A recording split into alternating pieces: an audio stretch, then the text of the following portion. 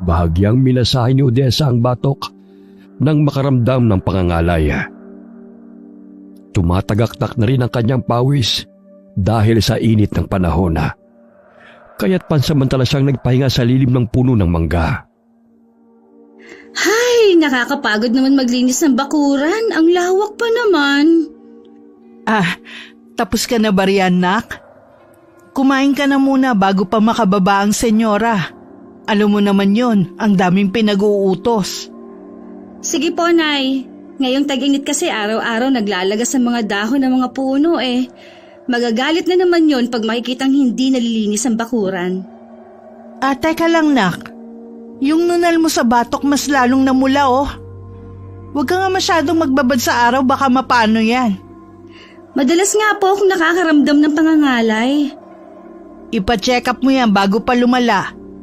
Parang hindi naman ganyan yan dati, Biglang kumapalat nagbago ang kulay. Kaya nga po, minsan nangangat tapos kapag pinagpawisan ako, mahapde. O siya, kumain ka na muna. Mamaya uutusan ka na naman ni senyora na hindi ka pa nakakapagpananghalian. Ako na ang bahala sa mga labahin para makapagpahinga ka naman. Sabay na po tayong kumain, Nay. O sige, halika na. Luto na ang paborito mong adobo. Mahal na mahal mo talaga ako, ha? Siyempre, ikaw pa. Anak na ang turing ko sa'yo. Nangako ko sa nanay mo na aalagaan kita. Buhat lang iwan ka niya sa akin. Alam mo naman parang magkapatid na kami nun. Ang swerte ko nga po Kasi kahit hindi niyo kadugo, tinuring niyo pa rin akong anak. Tumanda na kayong dalaga dahil sa akin.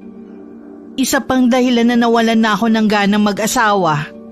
Noong nagpakasal sa ibang tao, minahal ko ng sobra noon.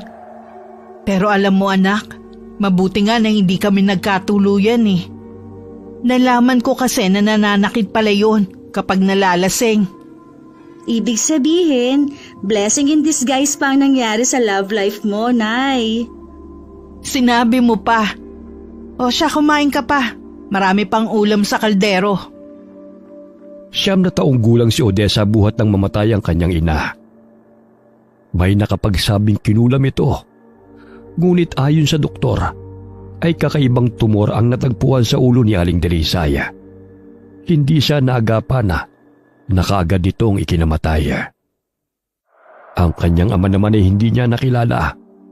Ayon sa kwento sa kanya ng ina ay namatay ito nang siya'y 1 taong gulang pa lamang. Kaya't kinupkup siya ni Aling Sally at dinala na lamang sa mansyon na pinagtatrabahuhan nito upang siya'y maalagaan. Natagpuan sila noon ni Aling Sally sa palengke na nanlilimos. Naawa siya sa kalagayan ng mag-ina, kaya't kinupkup niya ito at pinatuloy sa bahay nito sa probinsya. Naging hanap buhay noon ng ina ni Odessa ang pagluluto ng puto na gawa sa bigas na itinuro din ni Aling Sally. Habang si Aling Sally nagtatrabaho bilang katulong sa syudad at 2 beses lamang ito umuwi sa probinsya upang bisitahin ang mag-ina. Anak, inutusan ako ni senyora na mamalengke. Kaso nga lang ang dami ko pang mga labahin na hindi pa natapos Ikaw na lang ang bumili ng broccoli at mga sangkap sa chop suey. Sige, Nay. Maliligo lang ho ako. Nangangat na po kasi ako dulot ng mga alikabok. Ipinatong ko lang yung pera sa ibabaw ng aparador. Tsaka may sobra pa naman yan. Bumili ka na rin ng ointment na maaaring ipahid dyan sa namumula mong nunal para gumaling. Sige, Nay. Salamat po. Matapos maligo ay agad na nagbihis si Odessa. Habang nagsusuklay ay tinitignan niya sa salamin ang kanyang nunal sa batok. Animoy hugis bituin niyo na kulay kaki. Ngunit gano'n na lamang ang kanyang pag-aalala nang maging kulay pula na yon at umuumbok pa. Ano kaya nangyari sa nunal kong ito? Kailangan ko na itong pasuri bago lumala pa. Baka maging tumor katulad ng kay nanay. Ay, hindi ka pa nakaalis, nak? Aalis na po. Yung ointment, wag mong kalimutang bilhin, ha? Para gumaling na yung batok mo. Itinali ni Odessa ang kanyang buhok Sa gayon ay hindi maging sagabal sa kanyang batok. Nakakaramdam siya ng hapdi sa tuwing natutusok ng buhok ang kanyang namumulang nunala. Nagulat ang dalagitan nang biglang may sumulpot na matandang babae sa kanyang harapan. May dala-dala itong lumang libro at nakatungkod pa ito. Ay, kambing na may bangs! Naku naman, Lola. Bigla-bigla ka namang sumusulpot. Buti na lang hindi kita naitulak. Ito pong 10 piso. Yan lang po ang sukli sa pinamili ko eh. 10 piso? Aanhin ko naman to. Kulang pa ho ba? Ay, pasensya na po. Yan lang kasi ang pera ko. Kaya hindi ko na madadagdagan yan. Hindi naman ako namamalimos ah. Mukha ba akong pulubi? Ay, hindi nga ba? Ay, este! Kung hindi kayo nanlilimos, anong ginagawa niyo dito sa palengke?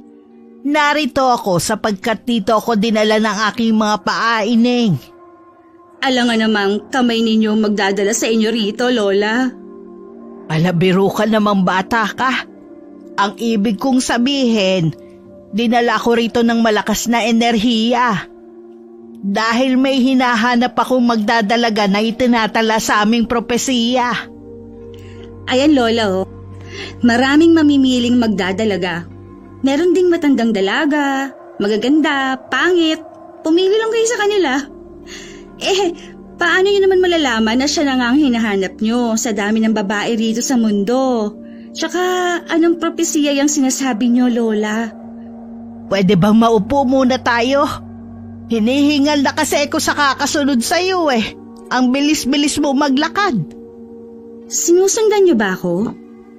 Kanina pa, ang bilis mo magpalipat-lipat ng mabibilhan. Hinihingal tuloy ako sa'yo.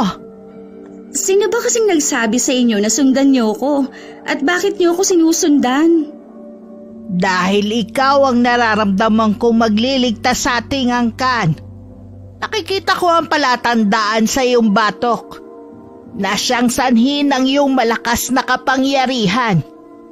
Naku, Lola, kumain na muna kayo. Tsak kung nagugutom ka na. Oh, ito na, sa inyo na po itong tinapay. Pinagdiskitahan mo pa tong na-irritate na nunal ko. Hindi po ito makapangyarihan. Kailangan ko nga po itong gamutin bago pa lumala ito. Hindi ako nagkakamali. Dahil nararamdaman kong ikaw ang batang hinahanap ko. Maglalabing 8 taon ka na, hindi ba? Aba naman, manghuhula ka rin pala Lola. Mga 2 buwan pa naman. Bakit? May ibibigay ba kayong regalo sa akin? Halika, tignan mo ang naitala sa libro. Ang nunal sa batok mo'y katulad dito sa libro. At ang buwan na nakaguhit rito ay ang magiging katipan mo. Iyan lang ang basihan nyo para ako na agad ang makakaligtas sa angkan ninyo? Naku, Lola, nagkakamali ho kayo. Kung alam nyo lang na tuwing Disyembre maraming hugis bituin dito. Mga parol na may ilaw pa at kumukuti-kutita pa sa dilim. Pero hindi ibig sabihin nun na ako ang tagapagligtas ng lugar na ito. Dahil lang sa nunal ko na hugis bituin. Sige Lola, aalis na ho ako ha. Ipagpatuloy niyo lamang ang pagkain. Sigurado akong nalipasan lang kayo ng gutom. Sandali lang, Ineng, maniwala ka sa akin. Alam kong ulila ka ng lubos. At alam ko rin kung saan ang kangkanang galing. Paalam na po Lola. Mamaya papagalitan pa ako ng amo ko. Habang papalapit ang kaarawan ni Odessa, ay mas lalong umiinit ang kanyang nunala. Kahit anong ilagay niyang gamot, ay hindi pa rin napapawi ang nararamdaman niyang kirot. Ipinasuri na niya sa doktora. Ngunit niresetahan lamang siya ng ointment pantanggal sa pamumula at kirot. O nak, kumusta yung nararamdaman mo? Ganun pa rin, Nay. Napapawi ang hapde pag nilagyan ko ng gamot. Kaso nga lang tuwing gabi, nararamdaman ko na talagang umiinit ang nunal ko eh. Kulang na lang umusok eh. Ano bang sabi ng doktor? Normal naman daw kaya ointment lang ang gamot ko. O didalasan mo na lang ang paglalagay ng gamot. Hindi magtatagal maghihilom din yan. Napatigil sa pagwawali si Odessa nang marinig na may kumakatok sa gate. Dali-dali niyang tinungo ang gate at binuksan yun. Nagulat siya nang tumambad sa kanyang paningin ng matandang babae. Lola, ano pong ginagawa niyo rito? Paano kayo nakapasok dito sa village? Gayong mahigpit ang seguridad dito. Paano niya tunto na narito ako? Narito ako para ipaalam sa'yo na kailangan mong sumama sa akin upang makilala mo ang angkan natin. Alam kong wala kang pamilya rito sa syudad. Paano ako nakasisiguro na totoong sinasabi niyo? Namatay ang iyong ina hindi dahil sa malubhang karamdaman, kundi dahil sa itim na kapangyarihan. Maging ang iyong ama na si Luvico namatay dahil sa pagtatanggol sa inyong mag-ina. Sapagkat ikaw ang gustong patayin ng mga kalaban. Ikaw ang batang milenyo na magliligtas sa ating angkan mula sa mga kaaway. Kung gusto mong malaman ang lahat ng misteryo tungkol sa propesiya, sumama ka sa akin. Nak, sino ang kausap mo? Eto ho, si Lola. Uy, nasan siya? Kani-kanina lang nandito sa harapan ko eh. Ang bilis namang umalis. Pero, nung sa palengke, hinihingal naman sa paglalakad. Nagulat si Odessa nang maanino na naglalakad ang matandang babae malayo na sa mansyon. Ganoon na lamang ang kanyang pagtataka kung paano ito napunta roon sa isang kisap mata lamang. Umalis na po siya, Nay. Iniwan itong libro sa akin, oh. Anong libro na naman yan? Hindi ko nga alam, Nay eh. Ang sabi niya, sumama daw ako sa kanya upang makilala ko ang aming angkan. Tapos, alam niya na ulila na akong lubos. Napakahiwaga ng matandang yun. Bakit walang nakasulat sa mga pahina ng libro? Tignan mo, puro blanco. Ha? Nung pinakita niya, may nabasa pa ako eh. Ay, bakit kaya nagkaganon? Itapo mo na nga yan. Parang niloloko ka lang na nagbigay sa'yo niyan eh. Naglipa na pa naman ngayon ng mga manloloko. Hindi itinapo ni Odessa ang libro. Itinago niya ito sa ilalim ng kamang kanyang tinutulugan. Kinagabihan, habang mahimbing na natutulog si Aling Sally, ay kinuha niya ang lumang libro at binuklat. May maliit siyang ilaw na nagmumula sa flashlight ng lighter. Namilog ang kanyang mga mata nang may mga nakasulat na roon. Paano nangyari to? Kanina lang walang nakasulat ha. Binasa ni Odessa ang nilalaman ng libro. Doon niya nalaman na sa kada 100 taon ay nagre-reincarnate si Apo Magayak sa katauhan ng mga isinilang na sanggol sa kanilang angkana. Parehong buwan at araw na kapanganakan sa bawat 100 taon.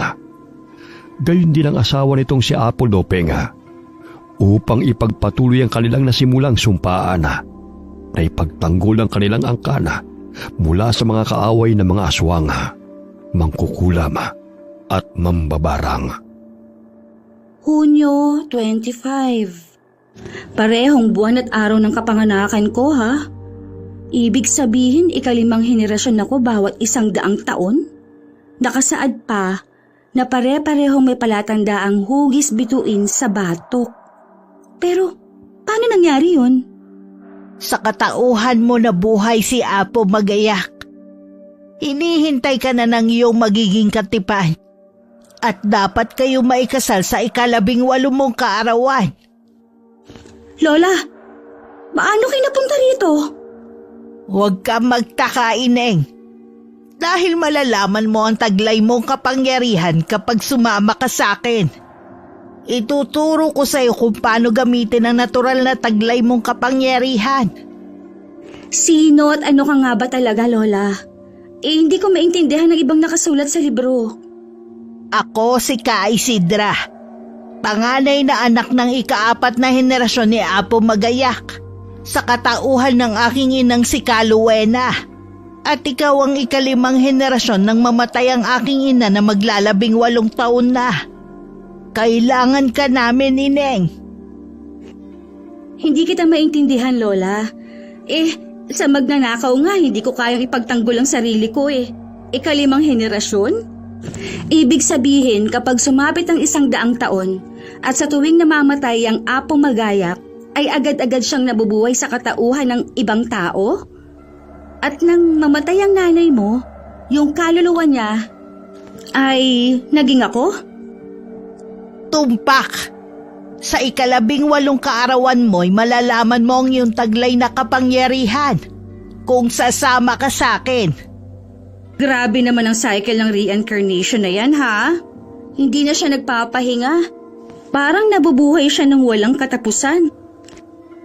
Oo, para ipagpatuloy ang pamumuno sa angkan natin. Naging malinaw sa isipan ni Odessa ang paliwanag ng matandang babae. Ilang sandali na wala ito sa kanyang paningin. Nagising si Aling Sally dahil sa ingay ni Odessa. O nak, bakit hindi ka pa natutulog? Mag-aalas 12 na oh. Nagbabasa pa kasi ako ng pocketbook, Nay. Matutulog na din ho ako. Matulog ka na, maaga pa tayo bukas. Paano kaya nagagawa ng matandang yun ng biglang pagsulpot at biglang nawawala? Hindi kaya totoo ang mga sinabi niya tungkol sa akin at sa angkan na aking pinanggalingan? Pinipo ni Odessa ang mga basura na naroon sa mga garbage bag at dinala sa malaking basurahan malapit sa guardhouse.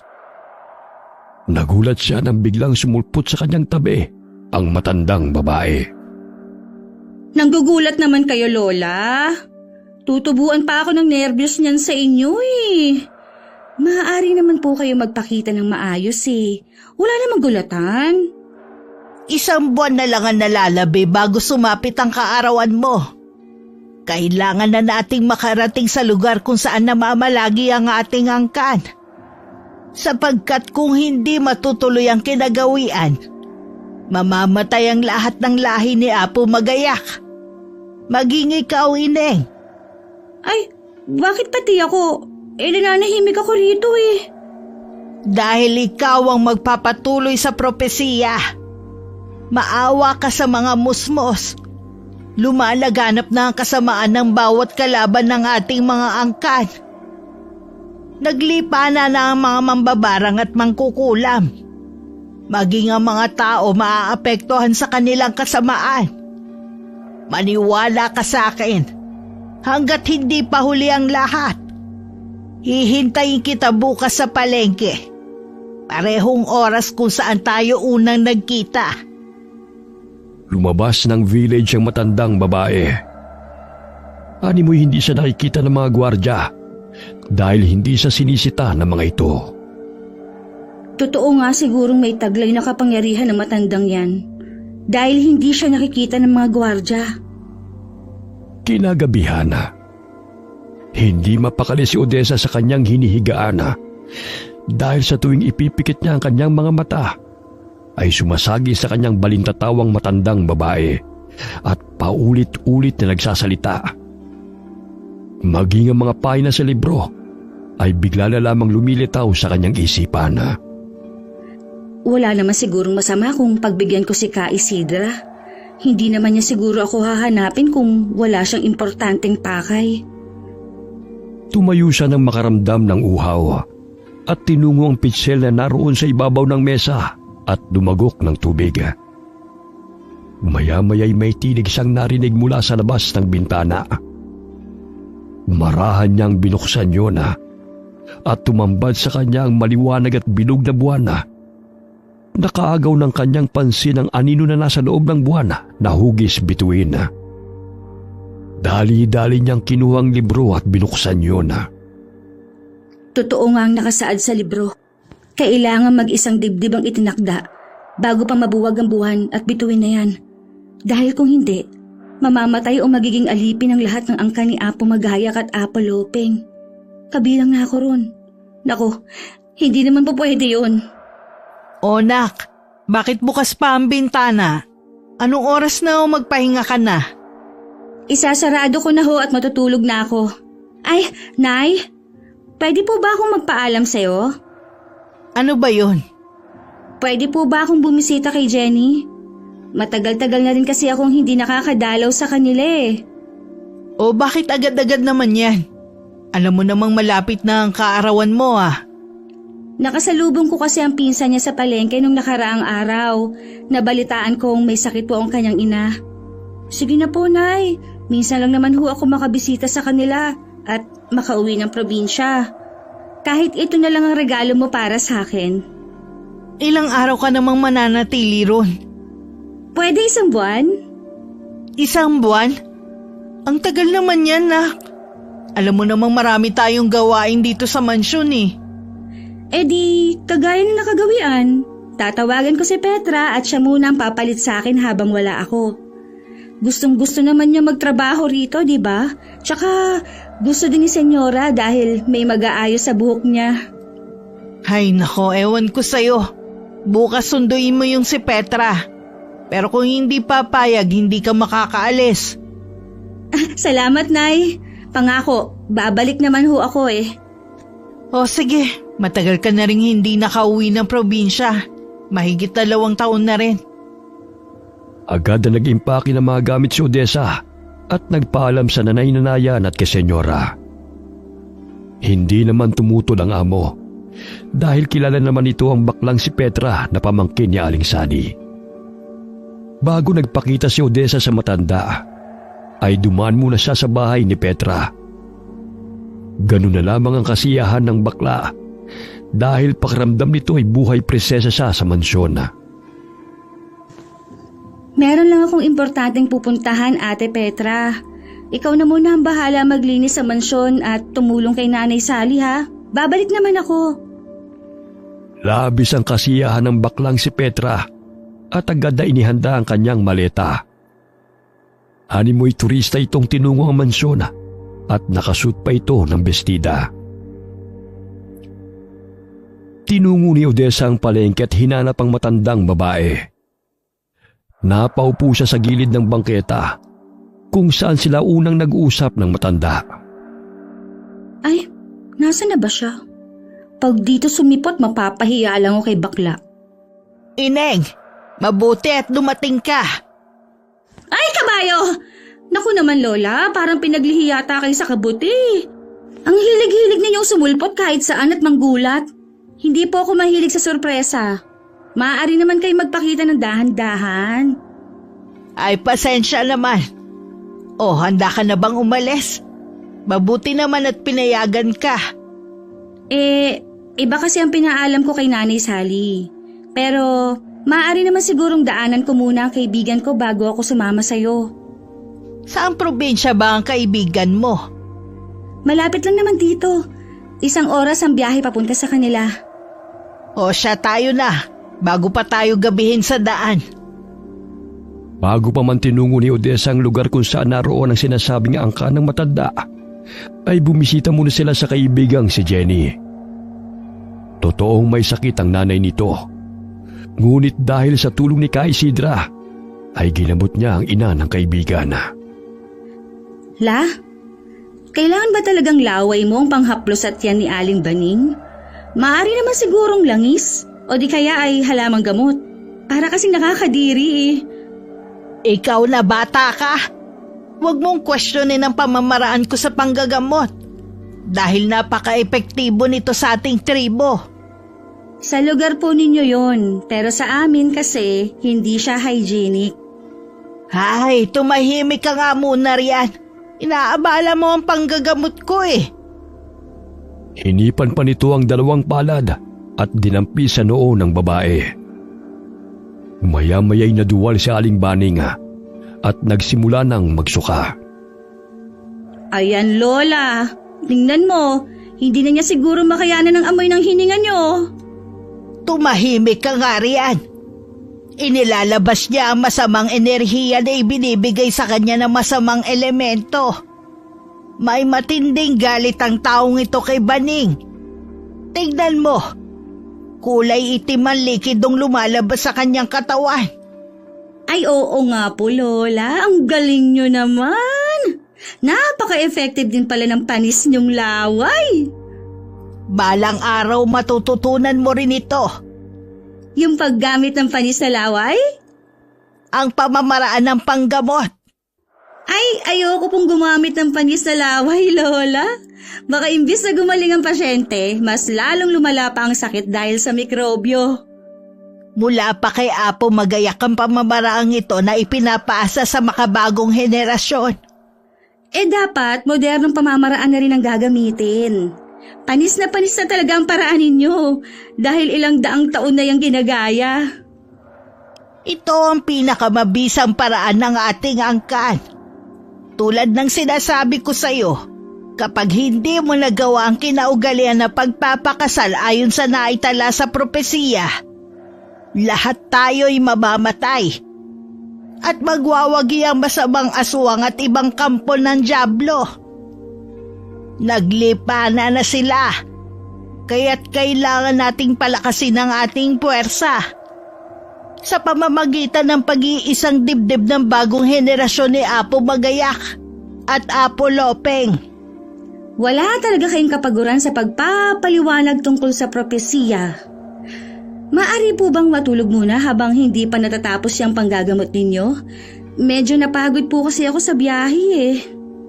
Ikaw ang bahala. Gigisingin na lang kita mamaya. Malayo-layo pa ang lalakbayin natin. Inihipa ni Ka Isidra ang tiyan ni Aling Baninga.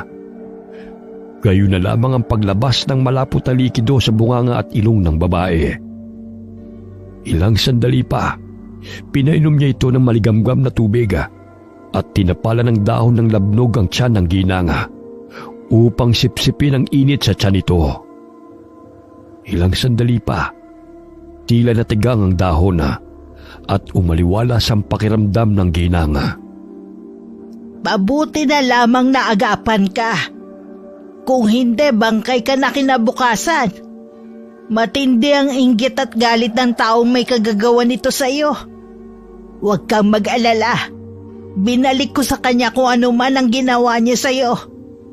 Malakas siya, ngunit mas malakas ako kaysa sa kanya. Pansamantalang nanatili sina Odessa at Ka Isidra sa bahay ni na Jenny upang masigurong magaling na si Aling Baninga bago nila linsanin ng lugar. Lumabas ng bahay si Ka Isidra dahil nararamdaman niyang malapit lamang doon ang may kagagawa ng pagkasakit ng ginanga. Ilang sandali pa'y may narinig silang malakas na sigaw. Napabalikwas ng bangon si Odessa mula sa pagkakatulog. Sa inakalang si Aling Baning yun. Ngunit napasapo siya sa kanyang noo nang makitang mahimbing na natutulog ang ginanga. Nasobrahan na yata ako sa kape dahil madalas na ang pagiging magugulatin ko. Nasaan na kaya si Ka Isidra? Nandito ako, bakit? Naririnig mo sinasabi ng isipan ko, Lola? Oo naman. Bukod sa biglang pagsulpot, marunong manggamot, at may kakayahang magbasa ng isipan, ikaw na lang kaya ang maging tagapagligtas ng angkan ninyo? Hindi yan mangyayari. Isa lamang akong sugo at hindi ang tagapagligtas ng ating angkan. Teka lang, Ineng. Naririnig mo ba ang mga nakakarinding palahaw? Papuntahan mo sa kaibigan mo upang tukuyin kung ano ang nangyayari sa kanilang kapitbahay. Masama ang kutob ko. Baka siya ang dahilan ng paghihirap ni Baning. Sige, pupuntahan namin ni Jenny. Nasaksihan ni na Odessa ang pagsusuka ng malapot at itim na likido ng ginanga. May kasama pa itong mga insektong maliliit. Ilang sandali nilabasan ito ng mga langaw sa tenga at ilong. Nanginginig ang buong katawan nito habang tumitirik ang mga mata. Tumakbo sina Odessa at Jenny kay Ka Isidra upang humingi ng saklolo. Tulungan po natin si Aling Molly. Masama po ang kalagayan niya. Hindi ko siya mapapagaling. Bakit po? Sapagkat bumalik lamang sa kanya kung ano ang ginawa niya kay Baning. Ano? Pero magkaibigan ho sila. Nakasisiguro ka bang kaibigan ng turing niya kay Baning? Pinakulam nga niya eh. Kung ano ang nangyayari sa kanya ngayon, kung hindi ko naagapan itong gamutin si Baning, siguradong binawian na to ng buhay. Ibig sabihin, siya ang may pakana ng paghihirap ni Aling Baning? Hindi pa pumapalpak ang sumbalik na isinasagawa ko. Kung ano ang kanyang itinanim, siya rin ang kanyang aanihin. Hindi ko na siya maaaring mapagaling. Ilang sandali narinig nila nagsiiyakan ng mga anak nito dahil binawian ng buhay si Aling Molly. Ayon kay Jenny ay nagkasagutan ng dalawa dahil sa awayan sa lupa. Naayos naman ang kanilang hidwaan sa tulong ng barangay. Bagamat lingid sa kanilang kaalaman na nagtanim ng sama ng loob si Aling Molly at pinakulam si Aling Baning. Ngunit sa kasawiang palad ay binawian siya ng buhay dahil sa sumbalik na isinagawa ni Ka Isidra. Naglipa na ang kasamaan. Hindi lamang ito ang kahahantungan kapag nabuwag ang buwan at bituin na itinala sa propesiya. Pasensya na ho kayo, Lola, kung hindi ako naniwala sa iyo noon. Nagdalawang isip kasi ako. Akala ko, baka isa lamang kayong baliw. Ang dami din kasing ganun eh. Sa bagay, hindi naman kita masisisi. Sa ganitong ayos ko ba naman? Huwag ka na mag-alala. Magaling na yan si Baning. Ipagpabukas na lang natin ang pagpunta sa tribo upang makapagpahinga ka. Dito na lamang muna ako sa terasa upang makapagpahangin. Tsaka parang natatakot ang mga bata sa akin eh. Paanong hindi matatakot? Namumulay ang mga mata nyo eh. Tapos kung makatingin kayo parang lalamunin nyo. Hay nako, may sore eyes kaya ata, Lola eh. Tamang-tama, may eye drops akong dala para gamot sa dry eyes. Aray! Aray! Ano bang ginagawa mong bata ka? Bubulagi mo pa ako niyan eh. Anong nilalagay mo sa mata ko? Kung makabuklat ka ng mata ko, akala mo libro lang ah. Gagamutin ko nga. Kaunting patak lang ng eye drops para mawala yung pamumula ng mata ninyo. Ganyan din kasi ako ilang araw na. Pero nawawala naman pag nilalagyan ko ng gamot. Hindi to sakit sa mata. Normal sa ating angka ng ganito. Na may sakit na sore eyes? Hay nako, ang hirap naman yan. Mahahawa pa mga tao sa atin. Hindi to sore eyes na pinagsasabi mo.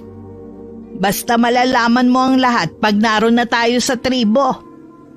Ipapaliwanag ko sa'yo upang hindi ka tanong ng tanong. Matulog ka na. Maaga pa tayo bukas. Hindi pa ba kayo matutulog, Lola? Tsaka malamok dito. Wag mo na akong alalahanin. Sanay na akong matulog kahit saan. Hindi naman ako kayang ubusin ng mga lamok, no?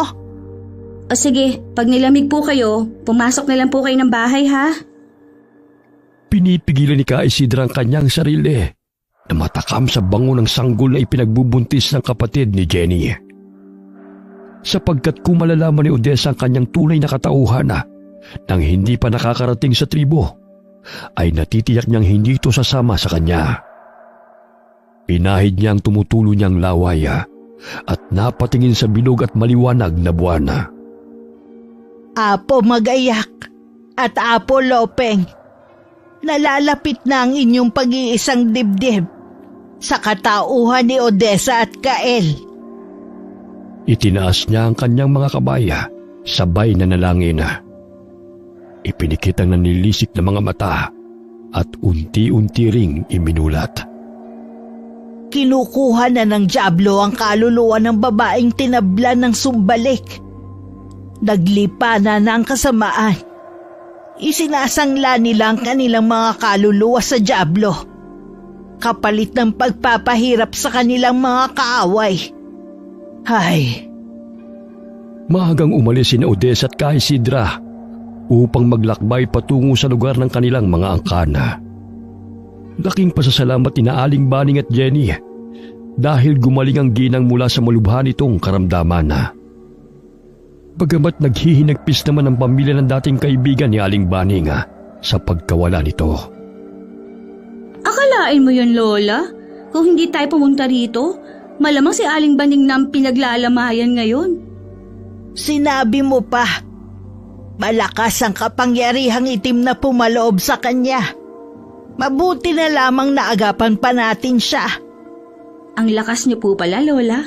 Bilib na talaga ako sa inyo. Hindi lang yan ang masasaksihan mong ginagawa ng mga kampon ng kasamaan. Mas malala pa yan kung hindi matutuloy ang pag-iisang dibdib ni Apo Magayak at Apo Lopeng sa katauhan mo. Bakit kailangan pang ipakasal? Kung maaari namang turuan niyo ako ng kakayahan niyo.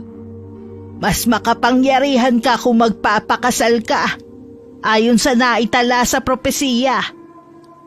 Konti na lamang ang natira sa ating mga katribo, dahil unti-unting pinapatay ng mga kalaban.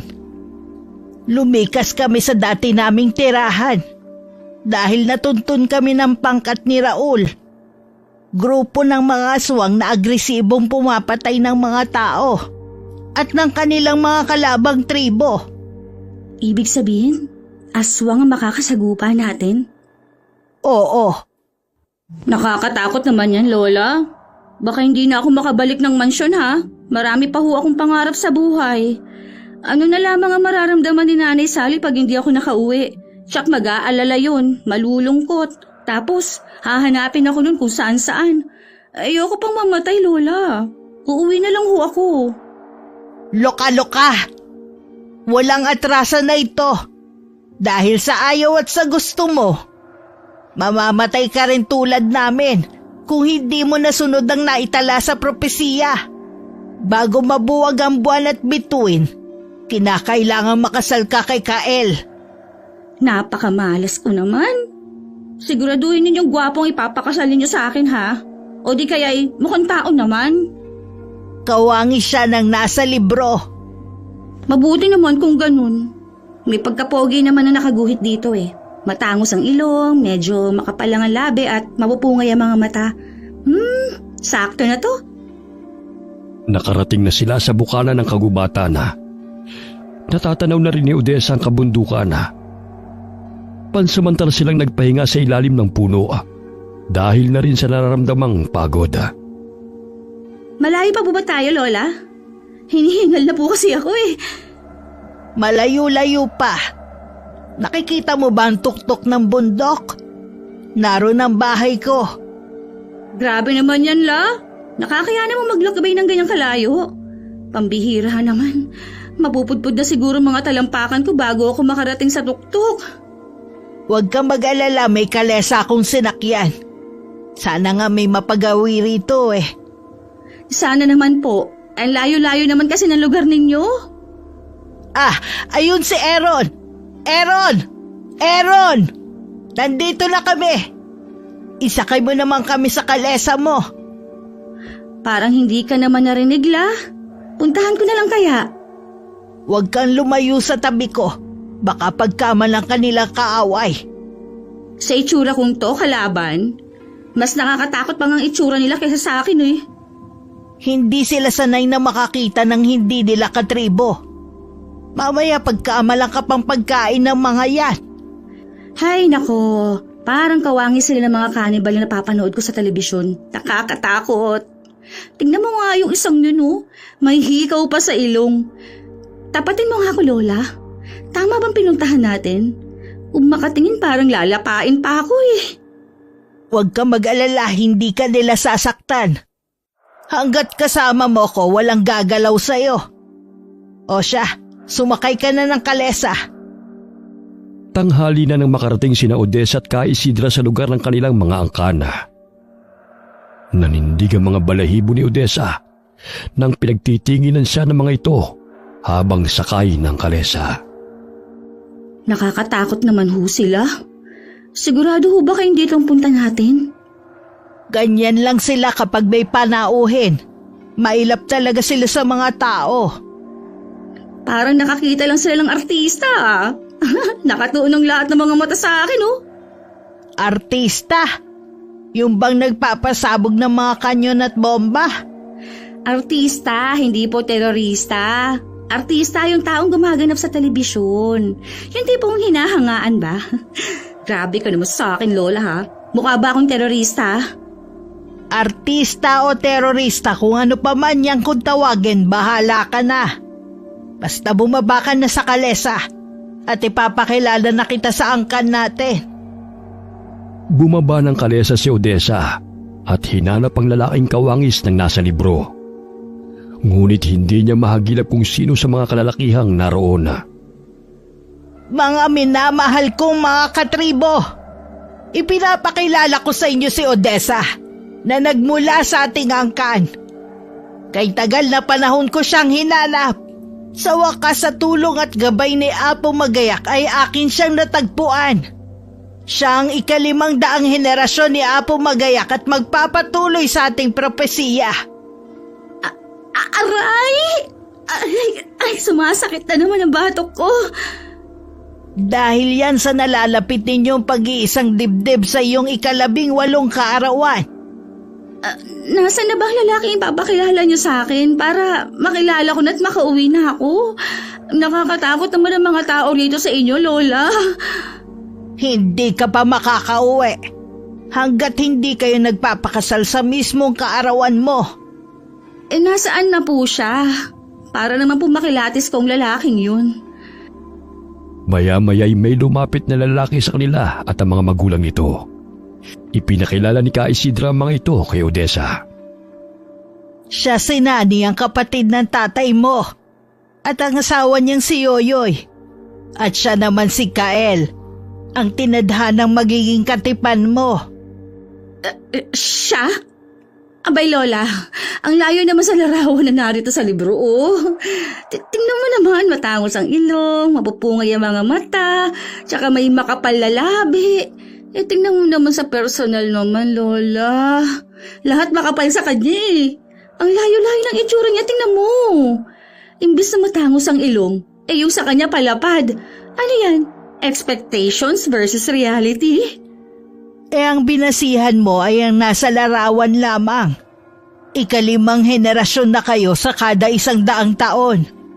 Kaya may pagbabago sa itsura ng mga taong nasa katauhan ni Apo Lopeng at Apo Magayak.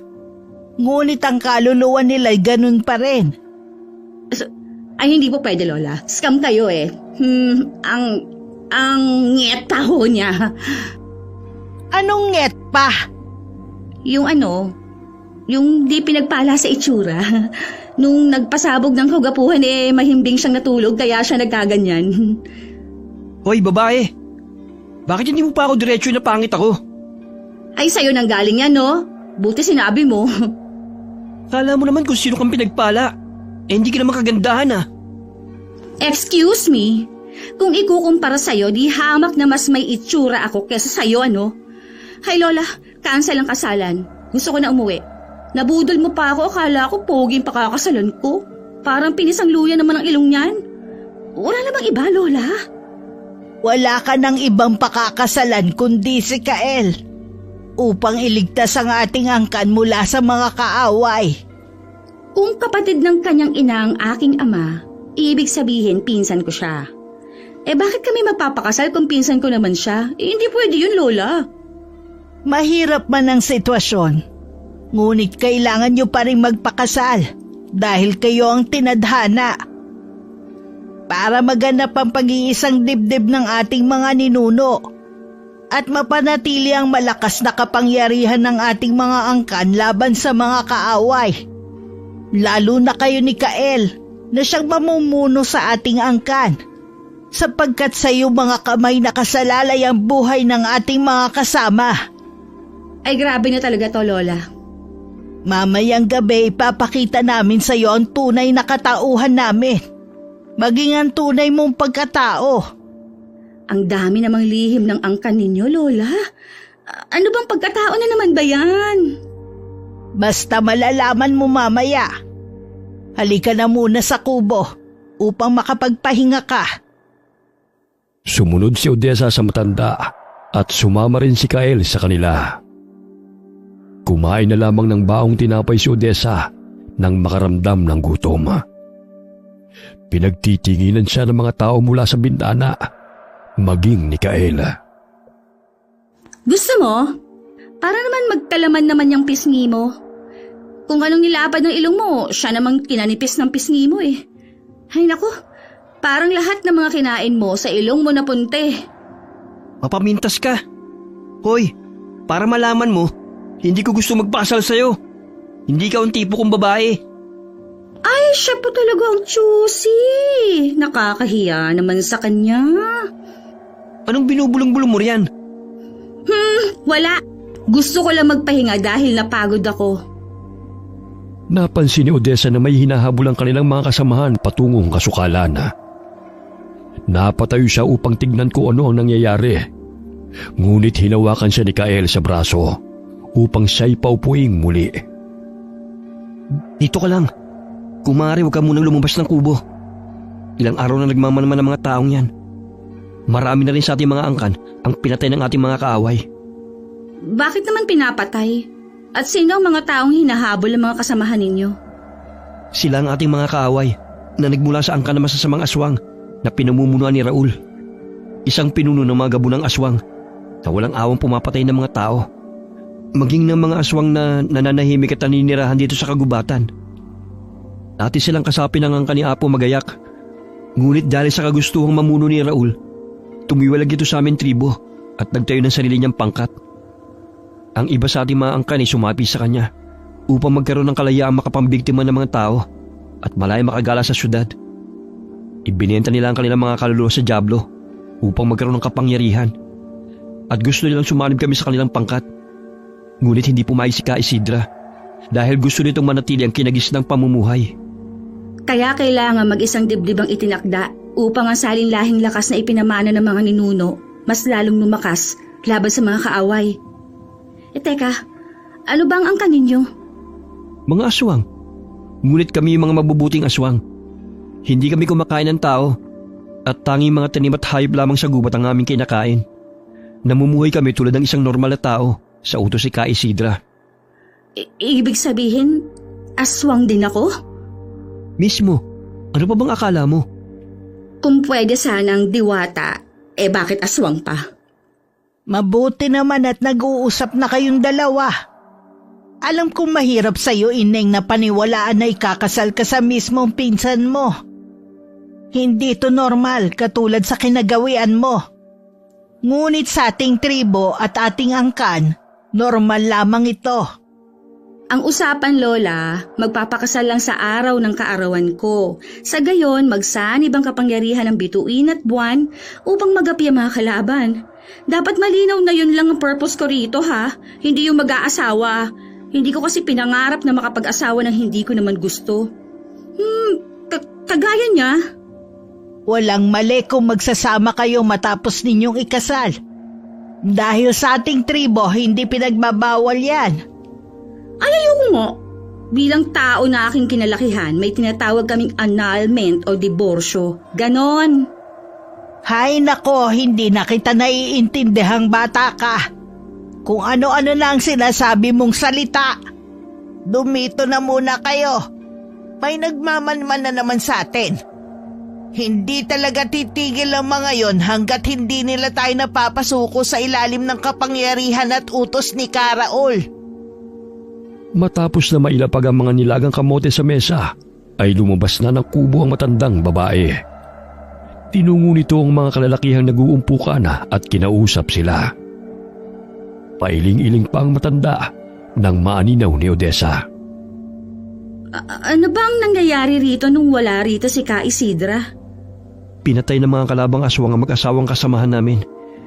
Maging ang dalawa nilang anak, nadatna na wala ng buhay sa kanilang tinitirhan. Ang pagkakaalam ko, pinilit silang sumalib sa pangkat ng mga kalaban.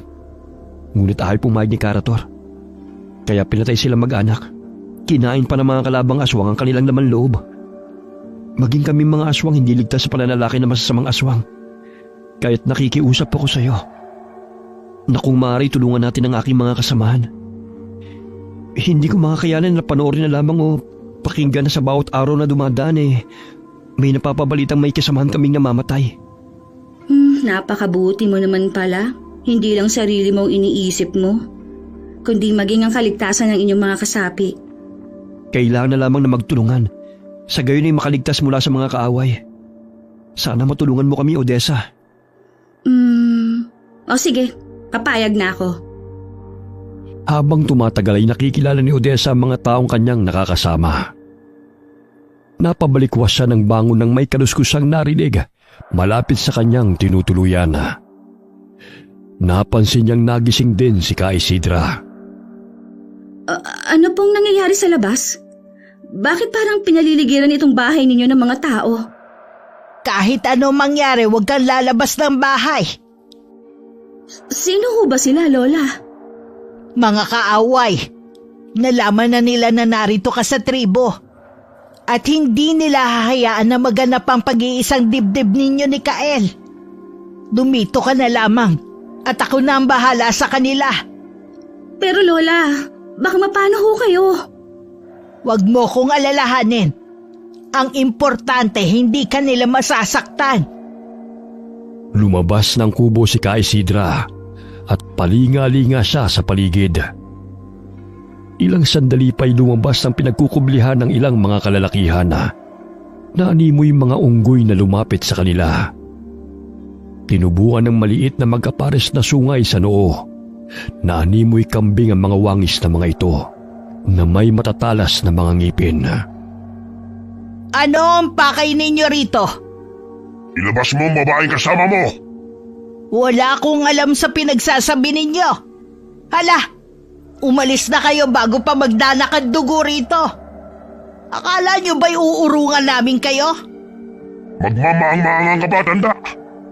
Nakita ng kasama namin na itinatago niyo ang babae ikalimang henerasyon sa bawat 100 taon na siyang bubuhay sa kapangyarihang ipinamana ni Apo Magayak. Ilabas niyo siya at isuko sa amin. Umalis na kayo rito. Wala kayong makukuha sa amin. At kahit ilang beses nyo pa kaming pilitin na sumuko sa inyong itinayong pangkat, hindi kami magsasalib pwersa sa inyo. Aswang nga kaming tinuringan. Ngunit hindi ko hayaan na manaig ang kasamaan at ipaubaya sa dyablo ang aming mga kaluluwa para lang magkaroon ng malakas na kapangyarihan. Naminog ang mga mata ni Odessa habang sumisilip sa siwang ng bintana. Nag-anyong malaking ahas si Ka Isidra na may kulay berdeng bituin sa kanyang noo. May matalim na pangil at nagbabaga ang mga mata. Si Ka Isidra ang pinakamalakas sa kanilang angkana dahil siya ang panganay na anak ng ika-4 na henerasyon. Totoo nga ang sinabi ni Lola. Kailangan ko silang tulungan bago pa sila maubos ng mga kaaway. Odessa, halika! Sumama ka sa akin! Bago ka pa nila makita rito! Kael, si Lola, tulungan ninyo siya. Ang dami niyang kaaway. Huwag ka mag-alala. Nandiyan yung ating mga kasapi. Hindi nila hayaan mapahamak si Ka Isidra. Halika na! Ilalayo na kita rito! Sumama si Odessa kay Kael upang lumayo sa lugar na yon, patungo sa lihim nilang kuta. Isa-isang tumitilapon ng mga kalabang aswang sa tuwing natatamaan ng buntot ng malaking ahas. Pinulupot nito ang mahabang katawan sa 2 aswang na sumasakmal sa kanya bago ibagsak sa lupa. Hindi nyo kami mapapasuko. Hindi ko hahayaan na sirain ninyo ang kinagawian ng ating angkan. Wala kayong respeto sa ating mga ninuno. Mga taksil at mapagmataas. Kamatayan ng inyong kaparusahan sa pagtalikod sa angkan natin. Bakit kailangan mo pang sundin ang propesiya? Kung maaari naman kayong mamuhay kasama namin. Kahit kailan hindi ko hinangad na maging alagad ng dyablo. Puro kasamaan ang ipinatutupad. Hindi ko hahayaan na sirain ninyo ang sinumulan ng ating mga ninuno na isang magiting na mga mandirigma laban sa mga masasamang angkan ng mga aswang. Nagpasilaw kayo sa kapangyarihan na ipinangako ni Raul na isang makasariling pinuno. Ginagamit lamang niya kayo. Sa gayon, magkaroon ng walang hanggang kamatayan sa tuwing kinukuha ng dyablo ang mga kaluluwa ninyo. Nililin lang lamang kayo ni Raul. Hindi totoo yan. Dahil kay Raul, Malaya kami nakakatikim ng sariwang laman ng tao. Hindi kagaya ng pamumuno mo. Isang alipin na naging sunod-sunuran sa'yo. Tumalo ng lalaking aswang patungo sa ulo ng malaking ahas upang tusukin ang hawak nitong sibat ang umiilaw na bituin sa noo ng malaking ahas. Sa paraang yun ay mapapatay niya si Ka Isidra. Subalit bago pa niya magawa yun ay bumuka ang bunganga ng malaking ahas at nilamon siya nito. Lumagutok pa ang kanyang mga buto habang niluluray ng malaking ahas ang kanyang katawan bago ibagsak sa lupa. Hindi ko inaasahan na aabot tayo sa ganito. Iisa lang ang pinagmulan natin. Ngunit magkaiba na ang ating mga pananaw. Dulot ng masasamang impluensya sa inyo ng kampo ng dyablo. Ikinalulungkot kong humantong sa ganito ang inyong buhay. Ngunit hindi ko hahayaan na saktan ninyo ang mga mabubuting aswang na namumuhay ng payapa dito sa loob ng kagubatan. Nagsipulasan ng ibang mga kalabang aswang dahil sa takot na mapaslang ni Ka Isidra at ng mga mabubuting aswang. Hindi sila nagtagumpay sa kanilang plano na makuha si Odessa. Nasaan na ba tayo, Kael? Narito tayo sa yungib, kung saan nakahimlay ang mga kalansay ng ating mga ninuno. Huwag ka matakot. Nilagay sa mga banga ang kanilang mga buto. Sa gayon hindi kumalat. Dito kami nagtatago sa tuwing may mga kalaban dahil kaunti lamang nakakalam sa lugar na ito. Inilipat namin dito ang mga buto ng ating mga ninuno dahil pinag-iinteresan ng mga kalaban sapagkat nagbibigay sa kanila ng lakas na ginagamit sa ritual. Ikaw, isang aswang ka rin ba? O nag-anyong aswang ka na ba? Oo, pagsapit ang 18 taon, doon ako magpapalit ng anyo. Pero hindi kami katulad ng mga nakita mong mga aswang kanina na may mga sungay. Dahil hindi kami kampo ng dyablo. Normal lang ang aming mga itsura. Maliban sa tinutubo na matatalas ng ngipin at namumula ang mga mata. May kakayahang mag-anyong kalabaw, baboy ramo at ahas. Tagbaliw ang tawag doon upang makatakas sa mga kalaban. Ah, ganun ba? Pero nakakatakot pala si Lola. Parang anaconda siya na kayang kumain ng 10 tao. Si Ka Isidra lang may kakayahang mag-anyong ahas ng ganong kalaki dahil sa taglay niyang kapangyarihan. Malapit na ang kaarawan ko. Buong puso ko nang tinatanggap ang misyon ko.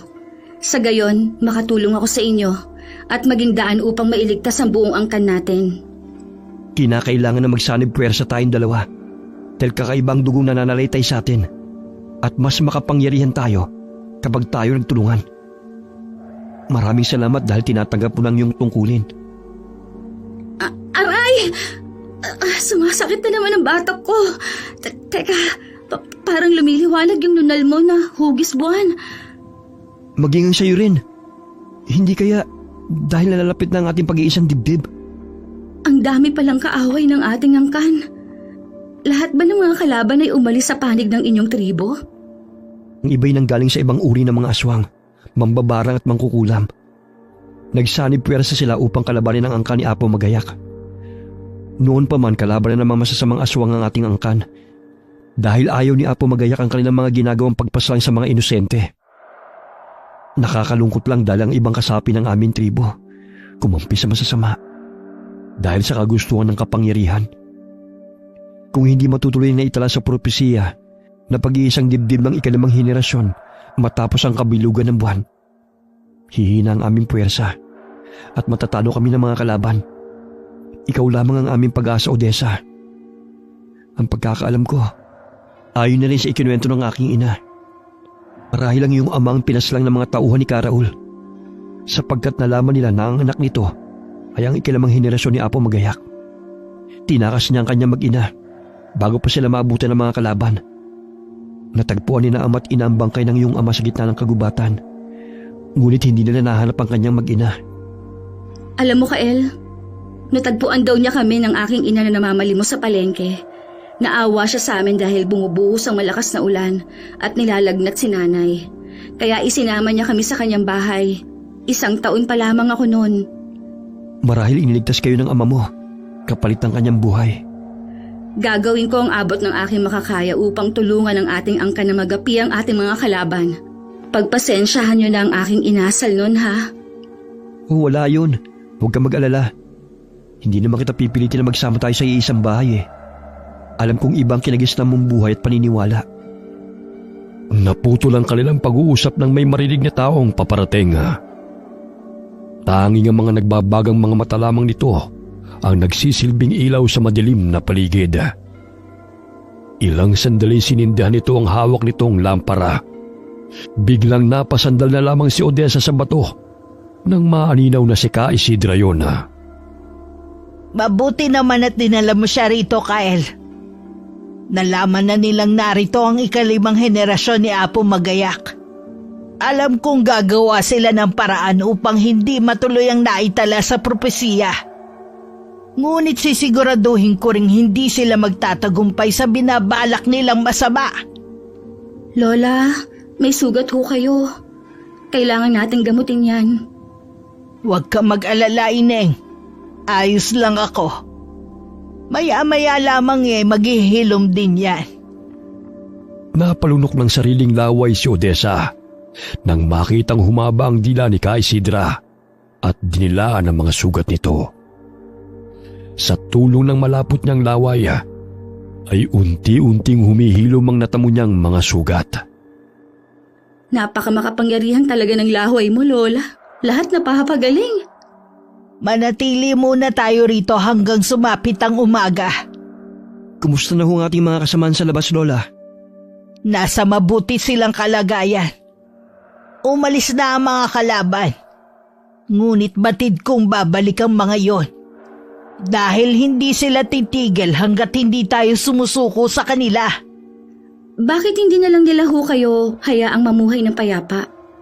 Dahil gusto nilang sakupin ang lahat ng tribo upang gawing alipin. Buong puso ko na pong tinatanggap ang aking tungkulin, Lola. Tinuruan ni Kael si Odessa kung paano gumamit ng mga sandata, katulad ng mga sibat at pana. Ilang araw pa lamang ang kanilang pag-iensayo ay nakitaan na ng galing si Odessa. Nananalaytay talaga sa iyong dugo ni Apo Magayak. Magaling siya sa pakikipaglaban gamit ang pana. Malinaw ang kanyang mga mata, kaya laging sapul ang mga kalaban niya. Talaga? Pero syempre, mas mahusay siya kesa sa akin. Sa tagal ba naman niyang nakikipaglaban eh. 2 araw na lamang ang nalalabi. Magiging ganap ka ng aswang at ang pag-iisang dibdib natin. Alam mo bang nag-aalala ako sa kaligtasan nating lahat? Dahil ba sa mga kalaban? Oo. Huwag kang mag-alala. Gagawin natin ang lahat upang magtagumpay tayo. Hindi natin hahayaan na matalo nila ang angkan natin at maging alipin. Isa-isa nilang sinusugod ang ating tribo. Pero hindi sila nagwawagi. Dahil malakas pa si Ka Isidra na siyang ating tigapagtanggol. Ngunit kung hindi maisasagawa ang kasalan, manghihina ang kapangyarihan ng tagapagbantay.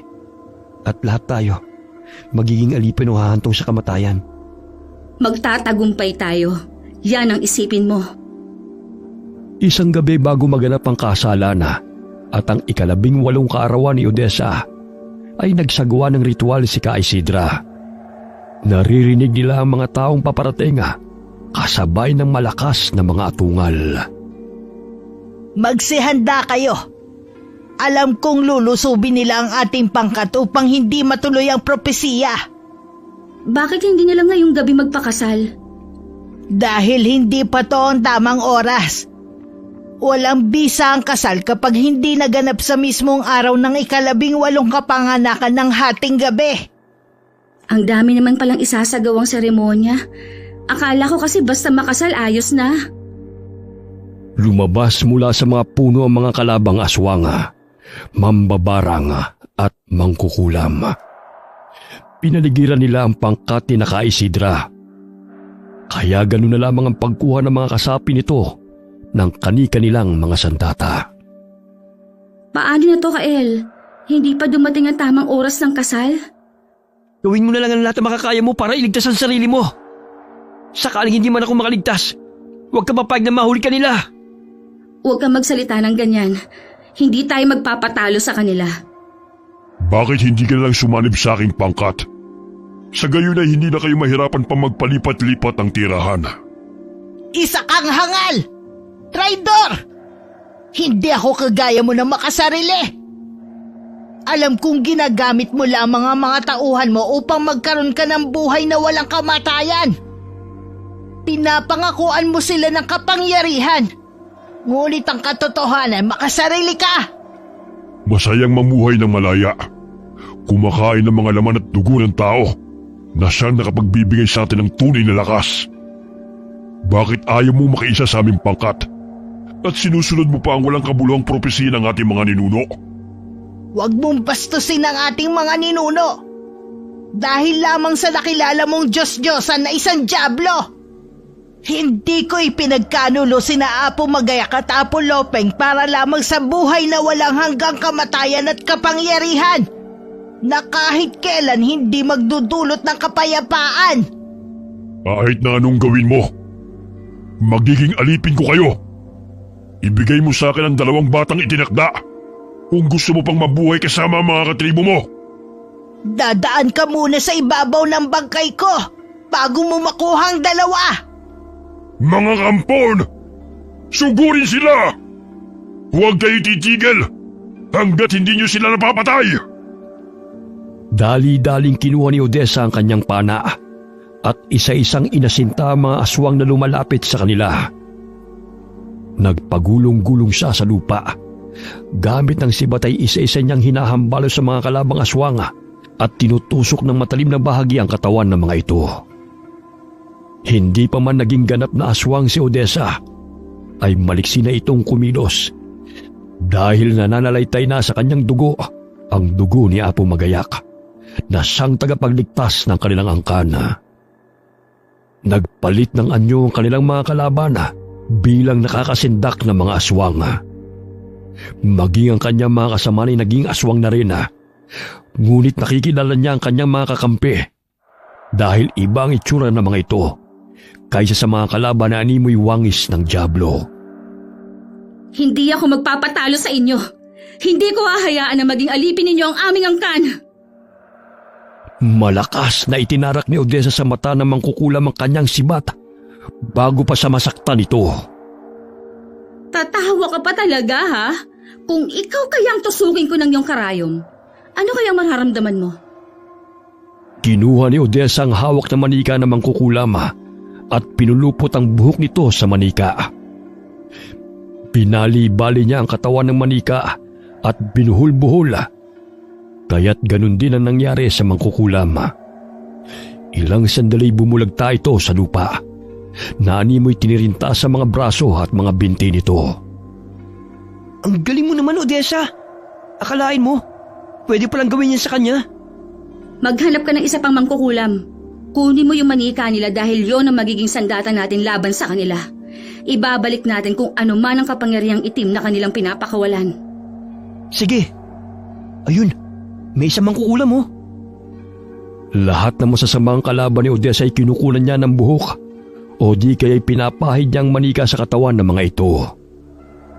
Nakikita niyang nasasaktan na ang kanilang mga kasamahan dahil na rin sa dami ng kanilang mga kaaway. Kaya't nang marami-rami ng buhok at pawis ang kanyang nakuha mula sa mga kalaban ay nagkublisa sa mga talahib at pinulupot ang mga buhok sa manika. Ilang sandali tinusok-tusok niya ng matalim na bahagi ng sibat ang buong katawan ng manika.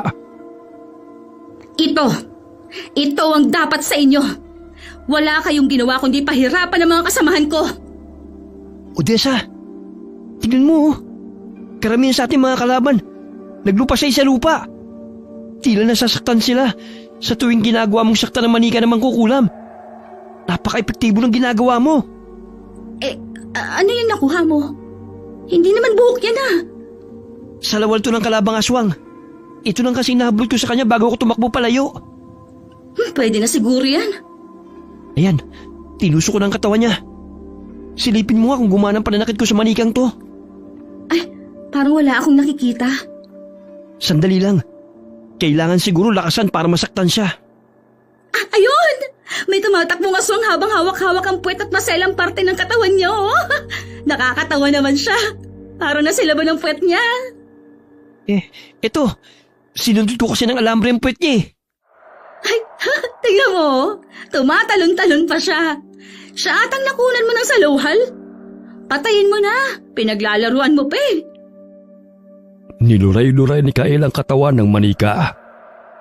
Kaya't nagkandalasog-lasog ang katawan ng aswang sa ilalim ng kapangyarihan ng mangkukulam na nagmamay-ari ng manika. Hindi sa dami ng mga kasapi ang tagumpay, kundi dapat ginagamit rin ang isip at diskarte. Natitiyak kung matatalo natin sila.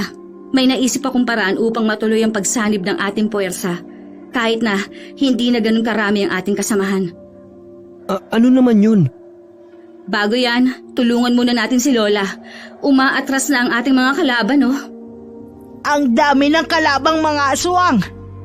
Ngunit bakit halos karamihan sa kanila'y bumubulagta sa lupa kahit hindi naman pinapaslang? Mga hangal na mga alagad!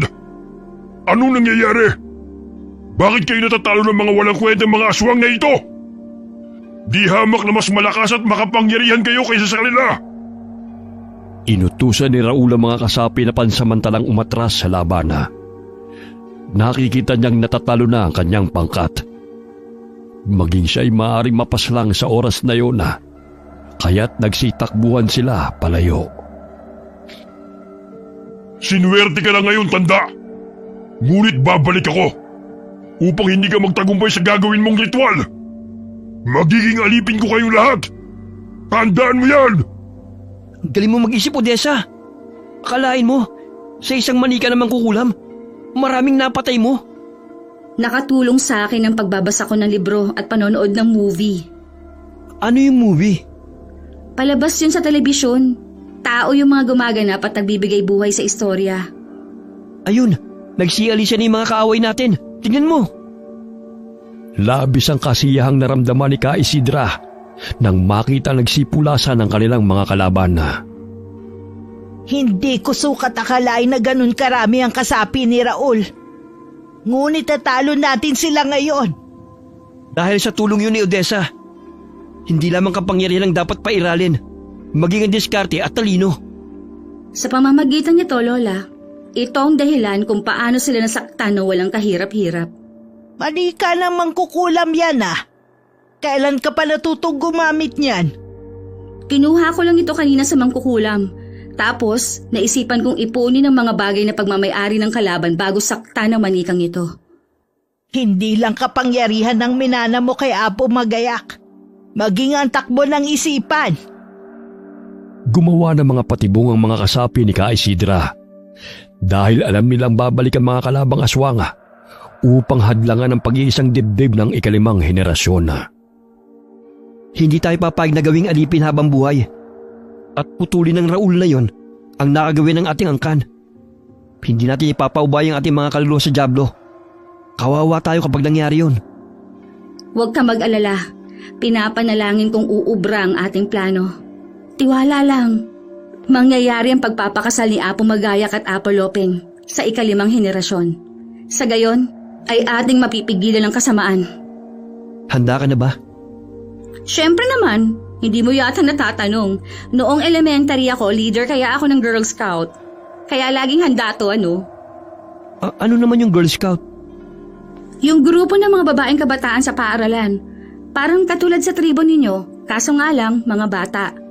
Tapos nagka-camping din kami at may mga task o palaro. Palagi nga kami nga nanalo eh. Inabukasan ay naghanda ang mga kasapi ni Ka Isidra sa pagdiriwang. Inihanda nila ang damit na isusuot ng ikakasal. May ginawa pa silang bulaklak na korona para kay Odessa.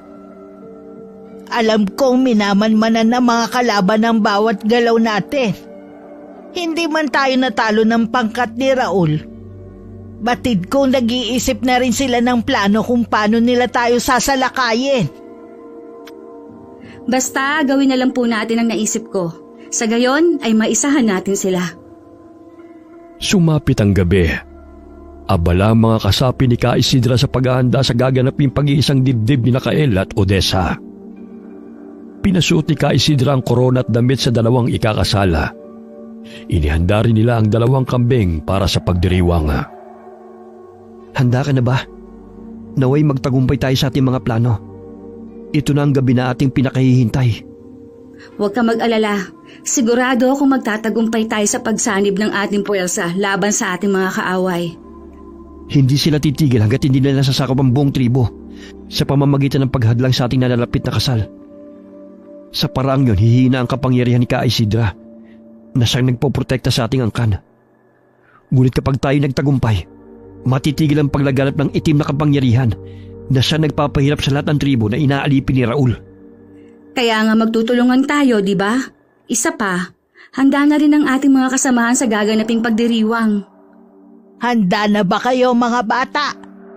Nalalapit na ang inyong pag-iisang dibdib at pagsanib puwersa laban sa kampo ng Diablo.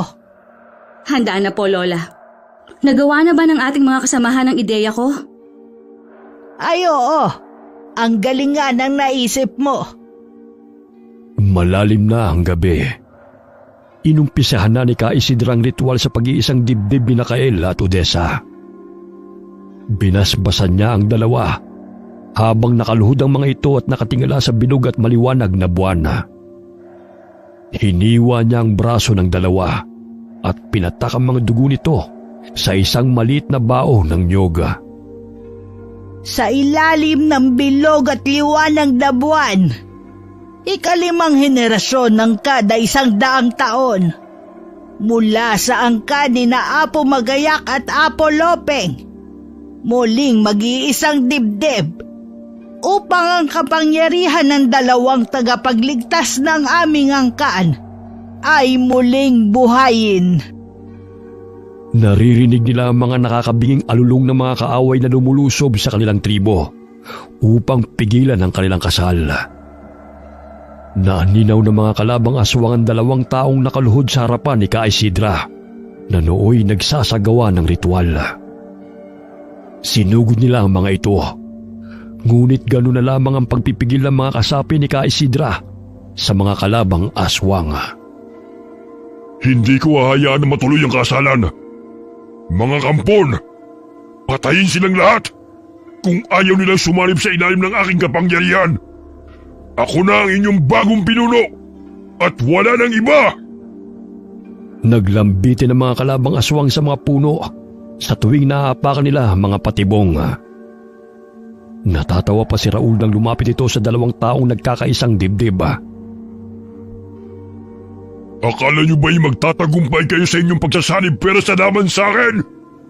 Ngayon, tikman niyo ang aking ganti sa pagpaslang sa aking mga kasapi. Ganun na lamang ang pagtataka ng pinuno ng mga aswang na hindi man lamang natitinag ang 2 ikinakasala kahit na naglalaban ang 2 pangkat. Maging si Ka Isidra na nagsasagawa ng basbas sa 2 itinakda ay wala man lamang pakialam. Hoy tanda! Itigil mo ang ritual kung ayaw mong gilitan kita ng leeg! Patuloy na umuusok ang bao ng nyog na siyang pinataka ng dugo ng 2 upang magsanib puwersa. Namilog ang mga mata ng pinunong aswang nang lumingon sa kanya ang babaeng ikinakasal. Hinila niya ang suot na damit nito at nakumpirma na hindi yun si Odessa at Kaela, kundi 2 kambing na binihisa na buong akala niya'y 2 taong nakaluhod. Ang nakatayong inaakala niyang si Ka Isidra ay ang kawayang sinuta ng damit ng matanda. Lintik! Naisahan tayo na matandang yun! Hanapin niyo ang matanda at ang 2 ikinakasal! Hindi maaaring matuloy ang pag-iisang dibdib ng 2 yun! Walang hiya ka, Isidra! Nalinlang mo ako! Samantala, pinatak ni Ka Isidra ang dugo ni na Odessa at Kael sa bao ng nyoga na may iba't ibang pinatuyong halamang gamot at abo na nagmula sa buto ng kanilang mga ninuno. Tumayo kayong 2 at ipatak muli ang inyong dugo sa baong ito. Hayaan ninyo ang ating mga kasamahan ng siyang lumaban sa mga kalaban hanggang matapos ang ritual at ang pag-iisang dibdib ninyo. Chuck, nalaman na ng mga kaaway ang ating ginawang paglilinlang sa kanila. Huwag ka mag-alala. Kahit papano'y ginagabayan ng aking kapangyarihan ng ating mga kasapi. Ito ang kwintas ng buwan Isuot mo kay Kael. Sa gisag ng katapangan ng katipan mo. Namangha si Odessa nang makita ang kwintas na kinuha ni Ka Isidra mula sa isang kahon. Yun ang pamana ng kanilang mga ninuno sa mga itinakda sa bawat henerasyon. Nagtatagla yun ng hindi pangkaraniwang lakas na sanglulupig sa mga kaaway. Agad niyang isinuot yun kay Kael. Ang kwintas na may hugis bituin naman ay isinuot ni Kael sa kanya. Ganun na lamang ang lakas na nanalitay sa buo niyang katawan.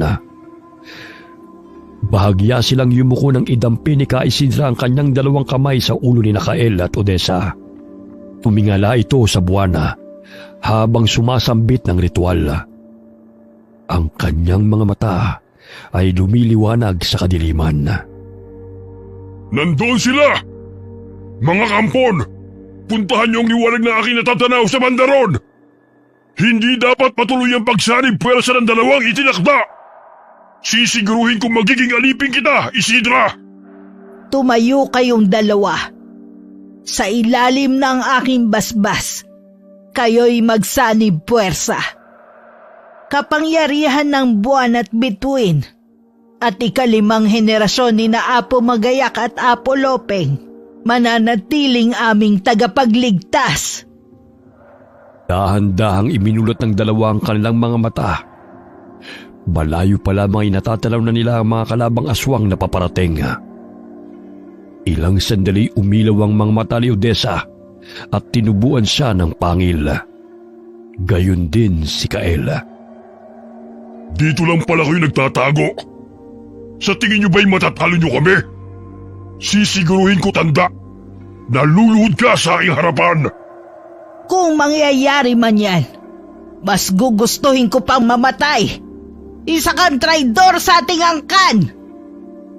Gamit ang sibat at panay, isa-isang sinugod ni Kael at Odessa ang mga kalabang aswang na paparating. May mga mambabarang na nagpapakawala ng kanilang mahikang itim.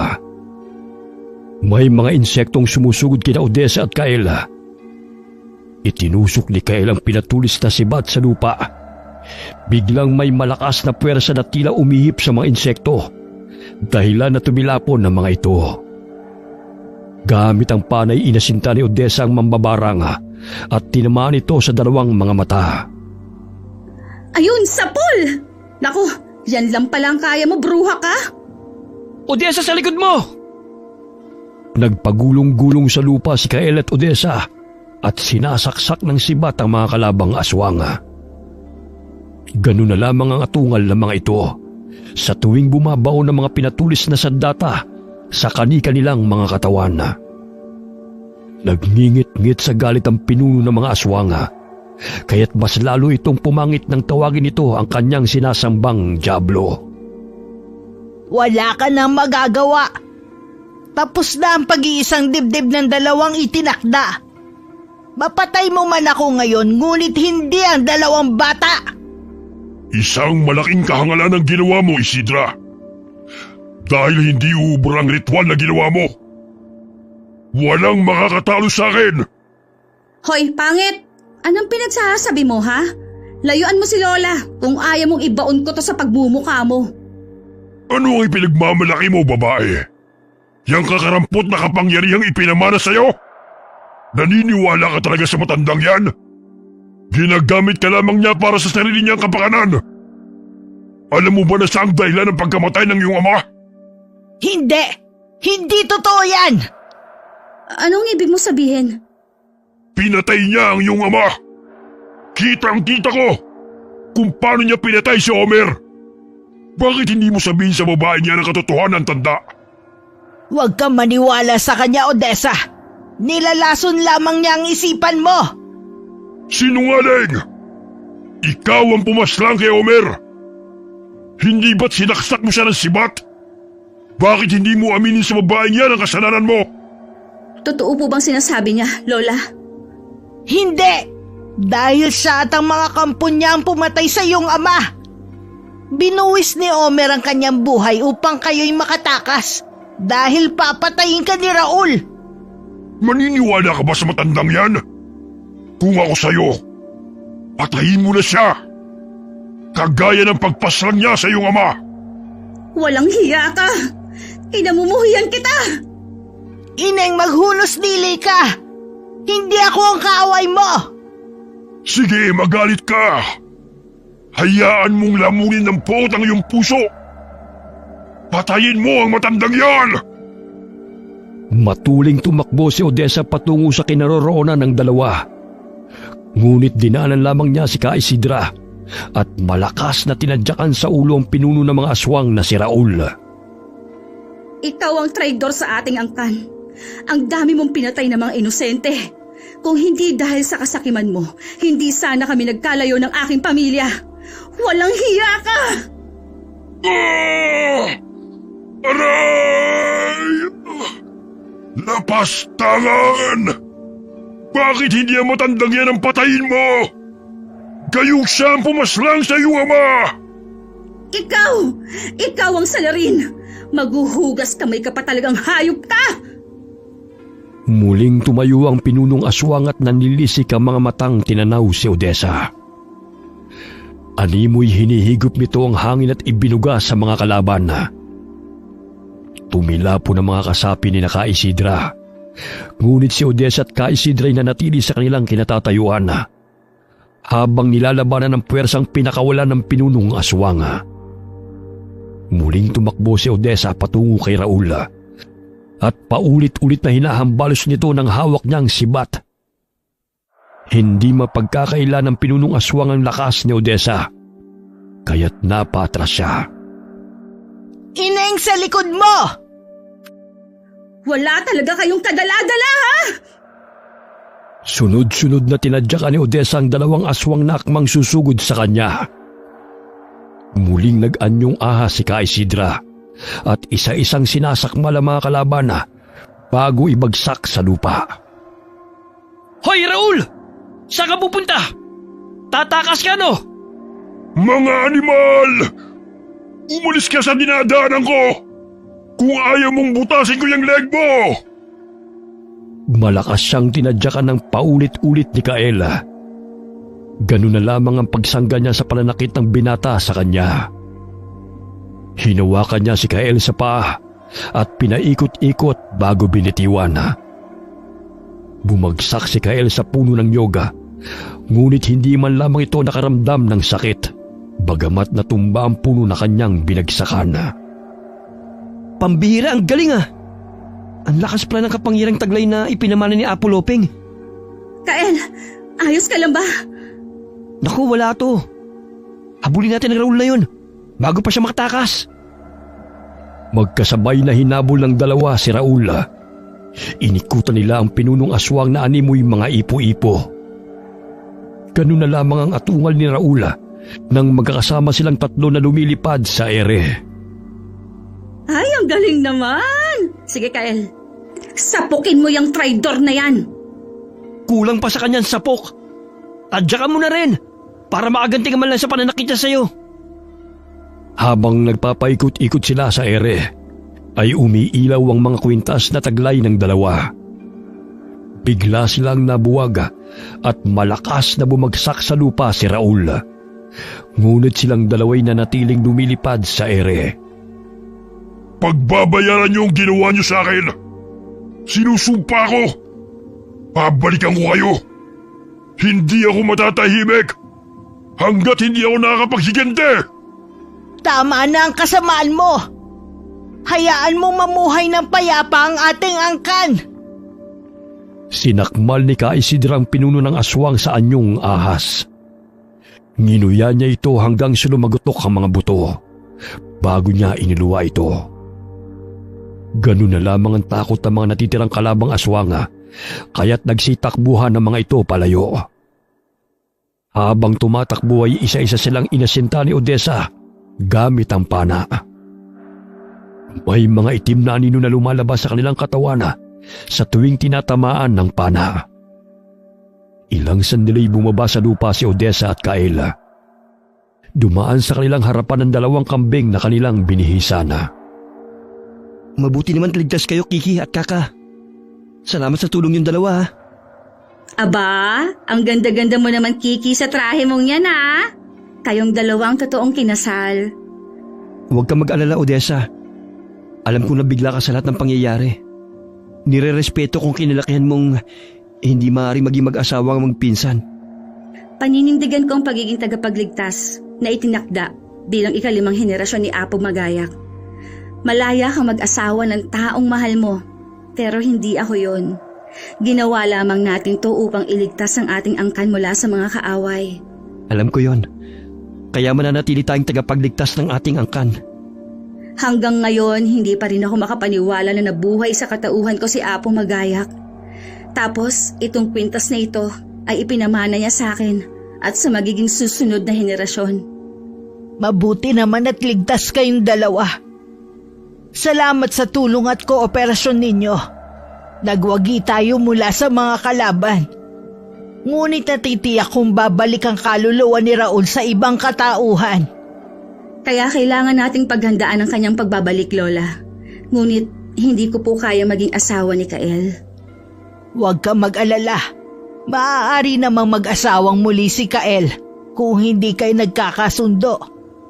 Pumayag ako magpakasal upang lumakas ang aming kapangyarihan at mailigtas ang ating angkan mula sa mga kaaway. Pero hanggang doon lang po, Lola. Nabigyan ko rin po ng hustisya ang pagkamatay ng aking ama. Salamat po, Lola. Kami nga ang dapat magpasalamat sa iyo, Ineng. Isidra, tinipo na po ngayon ng mga kasama natin ang mga bangkay ng ating mga kalaban.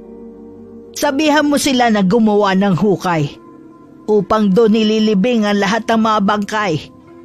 Sana po ay tuloy-tuloy ng kapayapaan. Wala nang mga api sa atin. Kapag ayos na po ang lahat, maaari po ba akong umuwi na sa amin?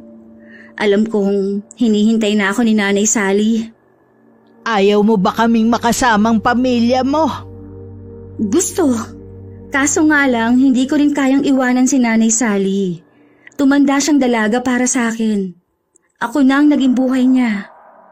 O sige, ipapahatid kita kay Kael at Nani kapag handa ka nang umuwi. Sa utos ni Ka Isidra ay sinunog ang mga bangkay ng mga kalabang aswang sa hukay. Nang maging abo ay tinakpan nila ito ng lupa. Sumapit ang umaga. Nagdiwang ang angkan na mabubuting aswang dahil nagtagumpay sila laban sa mga kaaway. Balang araw ay babalik ka rito sa amin. Siguro hindi magtatagal ay magpapahinga na ako. Ngunit may papalit sa akin. Yun ang panganay na anak ni Apo Lopeng at Apo Magayak. Pero Lola, hindi po ako pumapayag na manirahan kasama ni Kael dahil para sa akin, pinsan ko po siya. Hindi mo pa natatapos na basahin ng libro. Ibig sabihin, may mga pasabog pa talaga ang love story nila? Hinatid ni na Kael si Odessa sa terminal ng bus upang masigurong ligtas ang dalaga sa pag-uwi. Hanggang sa muling pagkikita natin, Odessa. Itago mo na mabuti ang kwintas, ha? Huwag ka mag-alala. Hindi ka basta-basta magaan yung aswang. Pero magkakaroon ka ng lakas sa oras na ikaw ay nasa panganib. Bukas ang aming tirahan para sa'yo. Bibisita ako ron. Di ba? May kakayahan naman ako makipag-usap sa pamamagitan ng panaginip. Kaya aabisuhan kita pag pupunta ako sa inyo. Oo nga. Sige, mauna na kami ni Nanay. Ay, ito palang pera. Isang buwang sweldo ko yan. Wala pa naman akong naisip na bibilhin. Kaya ibili nyo na lamang ng pagkain yan para sa ating mga kasamahan. Hindi na. Ayos na kami sa mga kamote at saging. Madadaanan nyo naman ng palengke eh. Kaya bumili na kayo ng pagkain para sa ating mga kasamahan. Ako nang bahala na sumakay papunta ng mansyon. Kaya ko na ang sarili ko. Pangako, babalik ako upang bisitahin kayo. Labis ang tuwang naramdaman ni Aling Sally nang umuwi ang kanyang anak-anakan. Napansin nito na gumaling na ang nunal ni Odessa sa batok at bumalik na ito sa dating kulay. Kinagabihan bago matulog ay binasa muli ni Odessa ang lumang libro. Ibig sabihin, nagkaanak si Apo Lopeng sa kanilang alipin na seminar? Dahil hindi mabuntis si Apo Magayak? Makalipas ang 1 taon ay namatay si Minar.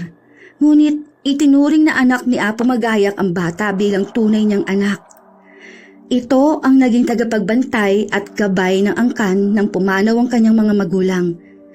Ibig sabihin, magkakaanak si Kael sa babaeng kanyang iniibig sa tribo. Maaaring magkaiba-iba man ang kwento ng love life ng 4 na henerasyon na naitala sa libro. Ngunit may pagkakapareho na hindi nabiyayaan ng anak ang ikinasal.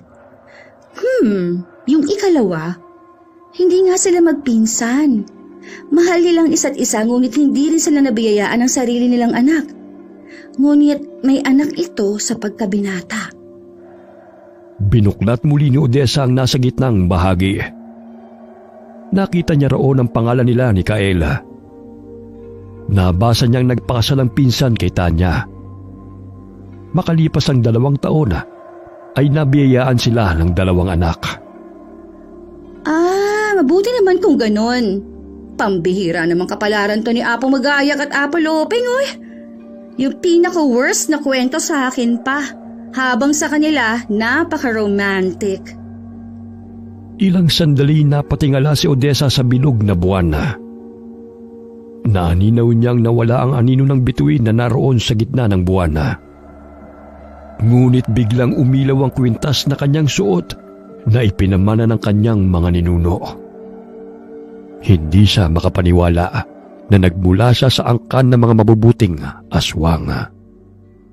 Wakas.